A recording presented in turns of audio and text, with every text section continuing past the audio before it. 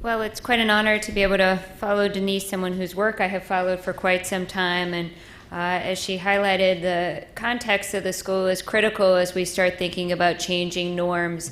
And our talks here were intended to be complementary, and you'll see some themes that pick up on them.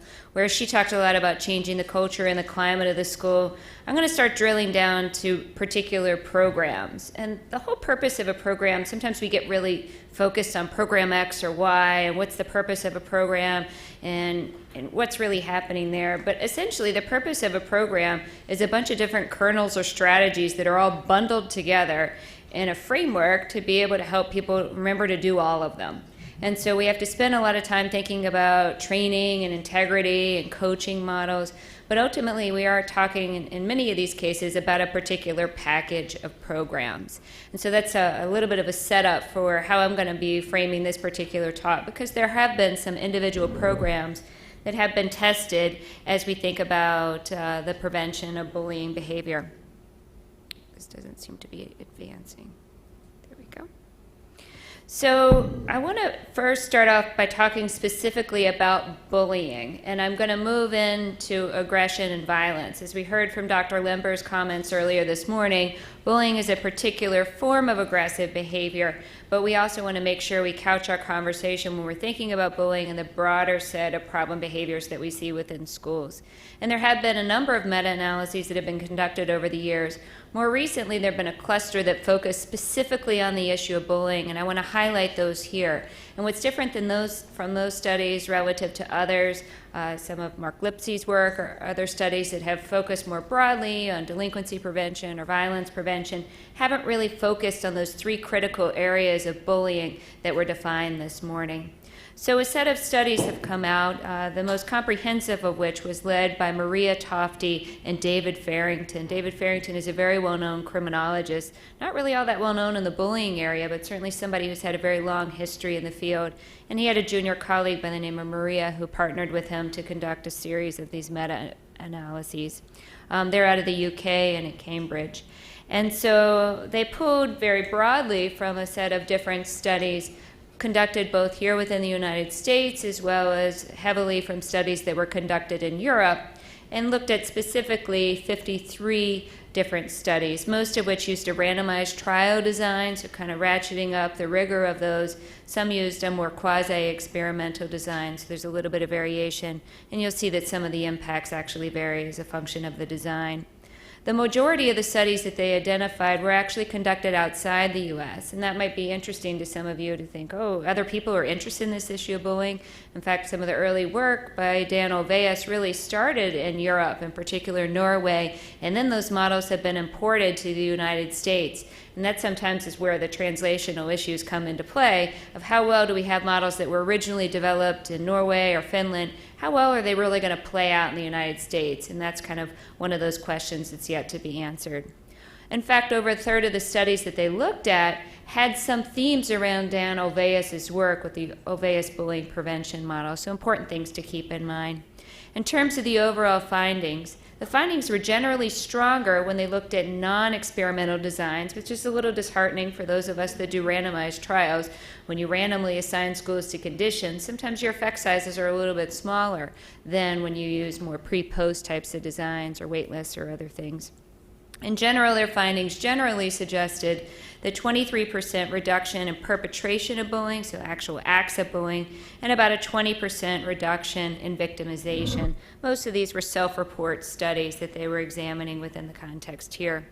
Just a little bit more when we drill down on the findings from this, to date, the most comprehensive meta-analysis.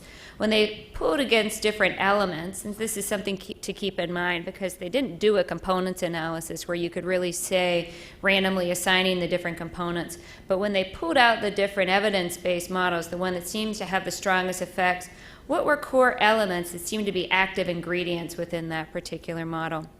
And so themes that emerged across the studies were having a parent training and parent activities, so really links up what's happening in the school environment with what's happening in the community.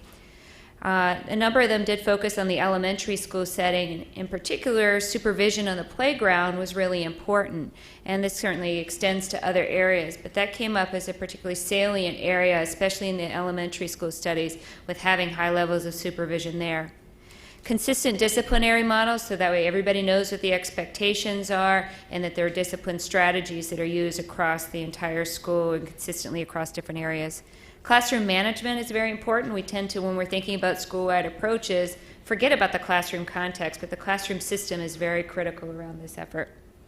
Then thinking about school-wide rules related to bullying, how do we actually promote different types of strategies to prevent bullying? And the training of teachers. Sometimes this is where the rubber hits the road. How many minutes can you actually get of a teacher's time to provide that kind of training? And there was variability based on the amount of time and the intensity of the training that was provided. And in general, they found that multi-component programs, so ones that would include a component for students and for parents and for teachers and or a school-wide approach. And that's generally consistent with other types of studies. But there were a couple of caveats. As I mentioned, the less rigorous studies had the larger effect sizes. And the impacts were actually larger among the older children, which was somewhat contrary to some of the comments that came out earlier today. In this particular meta-analysis, they found stronger impacts for the kids that were ages 11-14 than they were for younger kids. And the programs were generally more effective in Europe than in the North American sites. And so some say, well, does bullying prevention really work? Are we satisfied with a 20 to 23% reduction in bullying? And some have concluded that, well, there are relatively few effective programs. And so we did a more comprehensive review more recently. I teamed up with Maria Ttofi in this process to look not only at her study, but pulling across other 5 meta-analyses that have been conducted. And in fact, and why you don't really need to read the details of this is just to provide you a little bit of context about there are different methodologies that have been used when doing meta-analyses. Some provide more of a descriptive approach and don't actually give you an effect size estimate. Some are only focused in the United States. And not surprisingly, there have been very different conclusions that have come out of this study about these different methodologies and has left the field in a little bit of a head scratching. Is the cup really half empty or is it half full? Are we actually able to reduce bullying through these different strategies? When you read the Ttofi report, it looks fairly promising, and you see these 20 to 30% reductions and 20 to 23% reductions. But you read Ken Merrill's study, for example, where he found effect sizes of null, in some cases even iatrogenic effects. So this has really put us in a challenging spot. How do we make sense of this? Is it the designs we're using? Is it the studies that are conducted in the United States are less effective than ones that are conducted elsewhere? Is it when we take models from other contexts and try to import them to the United States? So I would love to be able to give you a solid answer and say what the resolution is here, but it has left the field in a little bit of a challenge when we focus so narrowly on the issue of bullying. And that's why I want to pull back the lens a little bit and say, well, it doesn't have to have bullying in the title to actually impact bullying behavior.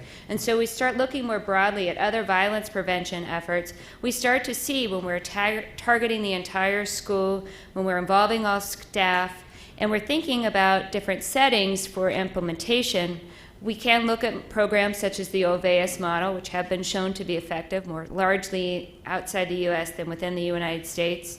There's also another model that's kind of coming onto the national radar. This has actually been developed by Christina Samavilla out of Finland and has been developed in Europe and tested pretty extensively there, even through some really large-scale, countrywide scale-up models. This model is called Kiva, and it actually uses a video game that kids practice different strategies about how to resolve bullying types of situations. And it shares some elements of school-wide approaches, including bystander type of behavior. So there's been a lot of research going on in Europe, but yet again, is that model going to import successfully to the United States? Julie Hubbard at Delaware is doing a study around that now to look at some of the cultural and contextual changes that might need to occur. But then we shift over from thinking about those particular programs that are somewhat promising in terms of the literature to thinking about these frameworks. And this was something Mike brought up, one of our practitioners this morning, as we think about the difference between a particular package program and then more about how do we approach these issues more broadly. The social emotional learning framework is one. CASEL, the Collaborative for Academic and Social Emotional Learning, is really a strong group out of Chicago led by Roger Weisberg that has put out 5 core model of social emotional learning. And there are a number of different programs that follow this particular approach. And while there's also been some mixed research in this area, some studies showing these models really effective, but interestingly, a large-scale study that was done, a multi-site study by Department of Ed and CDC, actually found no effects for some of these models. So again, the literature tends to be pretty mixed on some of these. And as was mentioned earlier, the positive behavior support framework. Again, that's not a program, but is more of a framework for how schools operate. Those are some models that really do seem to be promising. And when we start drilling down and thinking what's happening of a particular program that we might embed into one of these larger frameworks, we can think about classroom management, because that was one of those themes that came out of the Ttofi review. The way that you're managing your classroom is really very critical. And we do have good strategies around that. The good behavior game is one of the most widely cited studies around a particular model for classroom management that has a very low level of investment. In fact, studies out of Baltimore, led by my colleagues Shep Kellum and Nick Ialongo, have shown that just 1 year of implementation of this classroom management strategy actually produced long-term impacts age 19, 20, even late 20s by this point, across a wide range of outcomes. Not just bullying behavior that we saw from peer reports very early on, but those impacts fan out across multiple areas like substance use, violent behavior, a wide range of aggressive types of behaviors. And interestingly, we also found impacts on academic performance, high school completion, reductions in the number of kids that needed special education services. So that's one model of classroom management that we could think about more broadly as it relates to impacting bullying and other outcomes. There are other particular programs that have a little more proximal focus on social emotional learning and have been used widely to assess and address issues around bullying. secondSTEP is one, originally developed for elementary school, and more recently there's a middle school model, and Dorothy Espelage alluded to some of this work earlier. She's been doing a trial of the middle school version of this and had some promising impacts as it relates to precursors to bullying behavior. PATHs, this is a little different model than we heard from the PATH model before. This is promoting alternative thinking strategies that Mark Greenberg developed. This is a model that's been used at pre-K all the way through grade 5 around social emotional learning. It's been shown to impact a wide range of behavioral and mental health outcomes. Another model, Steps to Respect, has also been shown to impact bullying, including even relational forms of bullying. And then when we think moving beyond those tier 1 or universal types of strategies to what do you do when kids are already involved in bullying and you're kind of a little bit beyond that primary prevention, you think about pulling out kids that actually have behavior problems. One model we've been working with was developed by John Lockman called Coping Power. They've had considerable funding from NIDA and other agencies to test a wide range of outcomes associated with this program, where you target youth social emotional skills using a social cognitive framework and actually intervene with the parents as well as the kids. This model was originally developed for elementary school. We've recently partnered with the developers to do a middle school version of it that we'll be testing this fall. And this gets into the broader framework of multi-tiered systems of support. You see I cite an IOM report down here because it was a previous one that came out in 2009. This is a really old model of public health frameworks around prevention. And in a school setting, some people call this the PBIS triangle, but it really has a much broader history around public health prevention and thinking about what are we doing to affect a large population. What do we do for those that are at higher risk and what's happening at the higher tier? We really need to think about that continuum of supports and how we integrate and connect those. And there are some frameworks that allow for that. The communities, the care model is something that's used a lot in a community setting. And the positive behavior support framework is one that was alluded to before that we've done some trials on to be able to document its impact. And while we initially focused on the elementary school settings and showed significant impacts on things like school climate as well as aggressive behavior, we have an ongoing trial now at the high school, and I shouldn't say this with two of our partners in the room, but our preliminary impacts after 2 out of 3 years of the trial have already suggested significant reductions of suspensions as well as bullying behavior. We're in active data collection now for our final data point for that high school randomized trial of positive behavior support. So we're really very excited. For example, the suspension rates have dropped on average from 28% down to 18%. And so the schools are working hard to adapt this model of positive behavior support and blend in other evidence-based models to address things like bullying or dropout prevention that meet the unique needs of the schools. So using more of a menu-based approach built in with this framework. So we're excited about that.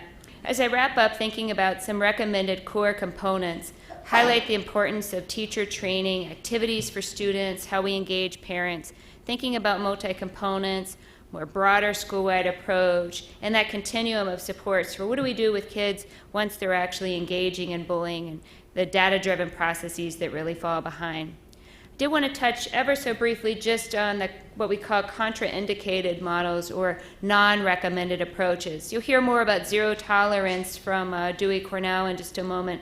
We need to be careful because sometimes we take strategies that might have been successful in other areas but actually can do more harm than good in these settings.